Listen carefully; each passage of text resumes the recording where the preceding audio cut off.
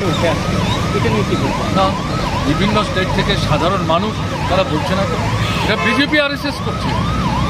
বাংলা ভাষায় কথা বললেই বলছে এরা বাংলাদেশের মানুষ, এবং এদের মধ্যে বিশেষ করে তারা খুঁজবার চেষ্টা করে যারা মুসলিম।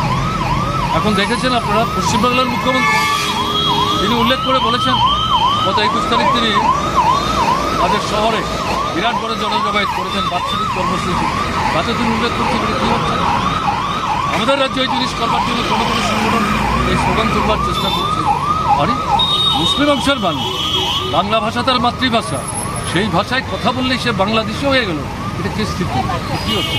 এটা কিছু না, আমি একটু আগে আমার বক্তব্য রাখার সময় যেটা বলছিলাম, মুসলিম বিদ্বেষী এবং দলিত অংশের বিদ্বেষী, মহিলা বিদ্বেষী দৃষ্টিভঙ্গি নিয়ে RSS ভারতবর্ষে নূতন যে ধরনের সংবিধান তৈরি করার চেষ্টা করছে, এই ভাবনা নিয়ে তারা নানা কর্মসূচি হাতে নিচ্ছে, তার মধ্যে এটা একটা অন্যতম, এবং বাংলাদেশের ঘটনার পরিপ্রেক্ষিতে এটাকে তারা ইউটিলাইজ করার চেষ্টা করছে।